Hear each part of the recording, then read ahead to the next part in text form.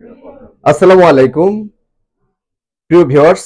আজকের বিষয় হচ্ছে স্বামী স্ত্রীর সম্পর্ক এবং স্বামী স্ত্রীর মাঝে যে কলহ, বিবাহ বিচ্ছেদ এগুলো এগুলো বন্ধ করার উপায়।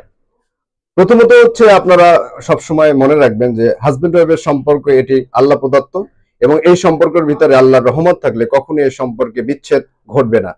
আল্লাহর রহমতের জন্য অবশ্যই মহান আল্লাহ তাআলার রাজি খুশির জন্য তার দিকে তাকিয়ে যে আপনাদের এই স্বামী স্ত্রীর যে সম্পর্কে প্রতিটা মুহূর্তেই কিন্তু আপনারা এক একটি নফল ইবাদতের সওয়াব পাবেন।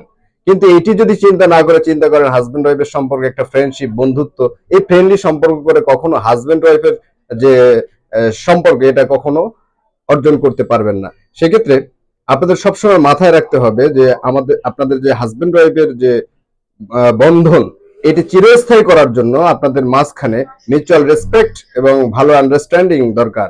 এজন্য দুজনের মাঝে মাঝে মিটিং করা দরকার, দুজনের একটা সময় ফিক্সড করা দরকার যে সময় আপনারা দুজনে এই বিষয়গুলো নিয়ে আপনাদের সম্পর্কের অবনতি যাতে না হয়, আপনাদের সম্পর্কে যাতে উন্নয়ন হয়, দিন দিন যাতে উন্নতির দিকে যান, এই জন্য আপনাদের একটি সময় ফিক্সড করা দরকার।